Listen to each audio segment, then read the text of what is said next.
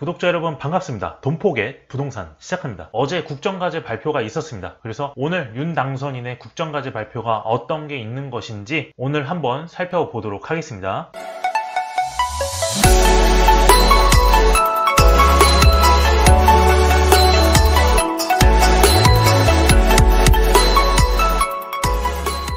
윤석열 당선인 인수위 이하 윤정부라고 하겠습니다. 윤정부는 110대 국정과제를 제시하였는데요. 이렇게 제시를 했는데 고생한 티가 좀 나죠. 앞으로 기대해 보겠습니다. 여러분들께서 어떻게 흘러가는지 정도는 알고 계시면 좋을 것 같아요. 총 6대 국정과제입니다. 민간이 끌고 정부가 미는 역동적 경제, 상식이 회복된 반듯한 나라, 따뜻한 동행, 모두가 행복한 사회, 자율과 창의로 만드는 담대한 미래, 자유, 평화, 번영에 기여하는 글로벌 중추국가, 대한민국 어디서나 살기 좋은 지방시대 등으로 6대 국정과제를 큰 틀에서 뽑았습니다. 그중 상식이 회복된 반듯한 나라는 부동산이라는 점을 잘 보여주는 듯 합니다. 부동산 문제가 심각했던 만큼 과거 문정부의 실패를 답습하지 않겠다라는 의지를 표명한 것이라고 봅니다. 가장 중요한 부동산 정책과 관련된 내용을 뽑아봤습니다. 주목해서 잘 봐주시면 될 것 같습니다. 국민 눈높이에서 부동산 정책을 바로 잡겠다 얘기를 했고요. 첫 번째는 주택 공급 확대와 시장 기능 회복을 통한 주거 안정 실현입니다. 윤석열 정부의 부동산 정책 핵심은 공급 물량입니다. 총 250만 호를 장기간 건설하겠다는 건데 이 250만 호 중에서 수도권 150만 호를 목표를 하고 있고요. 나머지 지방에 100만 호를 목표를 하고 있습니다. 총 250만 호인데 사실상 윤 정부의 임기가 5년인 거를 감안하면 다소 힘들어 보입니다. 그래서 이 물량은 앞으로 조정이 있을 거라고 예상이 되는 부분이고요. 또한 윤 정부는 1기 신도시 재건축과 관련해서 강력한 의지를 보였습니다. 더 이상 번복되는 공약이 아니길 바랍니다. 규제를 풀어서 재건축 재개발을 통해 주택 공급을 하겠죠. 그중 가장 공급 부족을 야기했었던 분양가 상한제에 대한 언급을 했었고 3년 만에 폐지 수순 절차에 들어간다고 하였습니다. 사실상 분양가 상한제가 국가가 개입을 해서 반강제적인 분양가를 책정을 하는 거잖아요. 그러면은 건설사에서 사업 수주를 피합니다.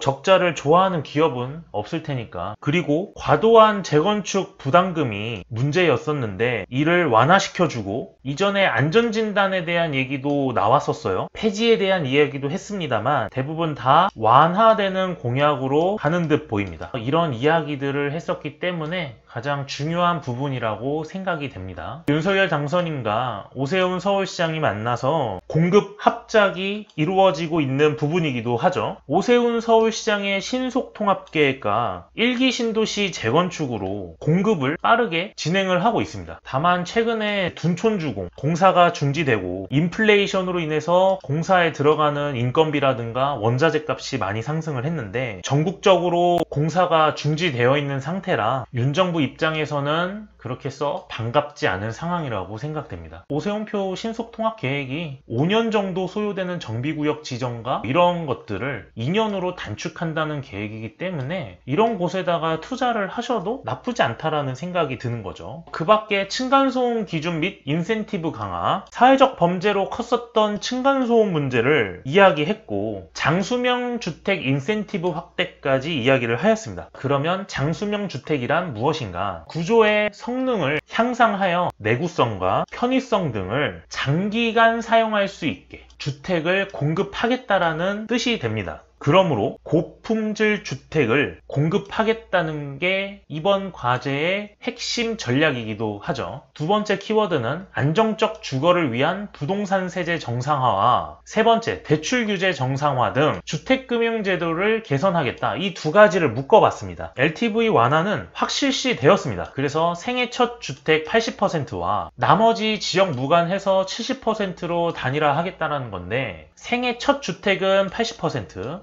생애 최초입니다. 1주택자나 무주택자 같은 경우는 70%, 그리고 다주택자 LTV 최대 40%이므로 다주택자는 30%에서 40% 정도의 대출이 있을 것으로 예상이 됩니다. 주택시장의 상황과 고려해서 추진한다고 얘기를 한 거 보면 이런 부분들도 이후에 조정이 있을 것으로 예상이 되는 거죠. 여기서 다만 문제가 됐었던 DSR 부분은 언급을 하지 않았습니다. 40년에서 50년 정도의 초장기 모기지론으로 가는 게 아닌가, 이러한 상품을 활성화해서 이러한 방향으로 가지 않을까 생각되는 부분입니다. LTV는 그나마 풀렸기 때문에 집을 구매하시려는 실수요자들은 앞으로 늘어날 가능성도 크고요. 좋은 입지로 들어가시면 될 것 같습니다. 또한 부동산 세제 정상화에 대해서도 강력하게 언급을 했습니다. 공시가격이 문제가 됐었는데 최근 2022년 공시가격을 보시면 10% 넘게 상승을 하였습니다. 주택시장이 하락기에 접어들었는데도 불구하고 공시가격이 오르면서 세금도 같이 상승하는 효과가 있었기 때문에 이러한 부분을 2021년 수준인 95%로 동결 방안을 검토하고 있다, 또는 할인되는 금액으로 생각을 하고 있는 거죠. 법령을 개정하기에는 어려우니까 이를 개선시켜서 10%가 올랐으니 할인을 20% 정도로 해주겠다. 그러면은 어찌됐든 감면되는 수준으로 가는 거기 때문에 이러한 부분으로 방향을 잡은 것 같습니다. 또한 1세대 1주택 고령자 주택 매각 상속 시까지 종합부동산세를 납부 유예를 해주는 제도도 도입한다고 하고, 중장기적으로 종부세와 재산세 통합 방안도 검토한다고 합니다. 다만 구체적인 제시가 없기 때문에 이거는 이후에 조금 더 지켜봐야 되는 상황으로 되는 것이죠. 그리고 말도 많았었던 양도소득세 개편은 계속 쭉 이어질 것으로 보입니다. 다주택자 양도세 중과를 한시적 유예를 한다고 했으나 올해만 하는 게 아니라 내년에도 이러한 완화적 정책이 있지 않을까 생각이 돼서 이러한 부분도 재검토한다고 했으니 기대해볼 만한 거죠. 중과세율도 2020년 710 대책 이후에 양도세 중과 강화가 발표가 됐습니다. 기본세율에서 20%를 더하고 3주택 이상은 기본세율에서 30% 더하는 징벌적 세금이 부과가 됐었는데 이거를 한시적으로 면제해 주겠다는, 앞으로 계속 될 것 같습니다. 다주택자분들은 이참에 지방 소도시나 아니면은 외곽 지역에 있는 것들의 매물을 매도를 하시는 기회도 좋은 전략이라고 생각이 되죠. 중요 키워드는 마지막으로 촘촘하고 든든한 주거복지 지원 등을 언급을 했습니다. 서울 영등포에 가시면 이런 쪽방촌들이 많은데 비정상 거처 가구 이주 지원 강화에 대한 약속을 했습니다. 낙후되어 있고 노후화된 시설이기 때문에 이러한 부분들을 구제해주는 방안도 생각을 했던 것이죠. 그래서 서민층 노후주거 안정에 대해 기여한다고 했습니다. 공공임대주택 실시간 청약과 서류 없는 청약 등으로 간소화시키겠다라는 얘기를 했고, 대기자 통합 시스템으로 단계적 구축을 하겠다. AI와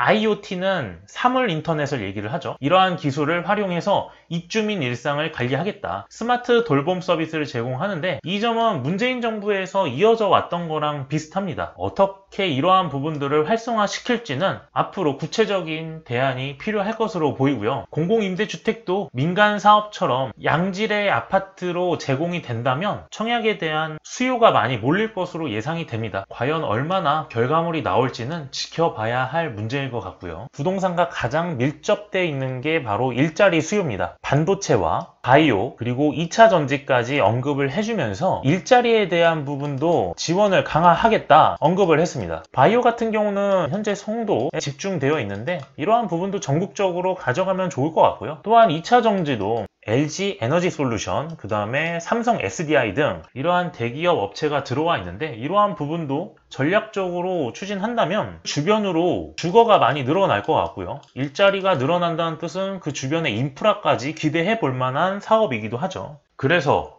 구체적인 내용은 없습니다만 윤 정부에서 큰 틀은 다 제시를 했습니다. 결국 부동산 정책의 핵심은 규제 완화로 갈 수밖에 없다고 생각이 됐고요. 앞으로도 이런 기조는 계속될 것으로 보입니다. 문재인 정부 28가지의 부동산 규제 정책으로 꼬여버린 부동산 시장을 바로 잡겠다라는 의지가 강한 윤 정부이기 때문에 이러한 핵심 전략이 잘 통해서 부동산 안정화에 잘 기여했으면 좋겠습니다. 이렇게 해서 윤 정부의 110대 국정과제를 살펴봤고요. 부족한 부분이 있을 수 있겠지만 제가 최대한 핵심적인 것만 골라서 여러분들께 보여드렸습니다. 앞으로 어떻게 흐름이 진행될지는 5월 10일 이후에 더 자세한 내용이 나와줬으면 좋겠고요. 구독과 좋아요는 저의 영상 제작에 큰 힘이 됩니다. 이것으로 영상 마무리하도록 하겠습니다. 감사합니다.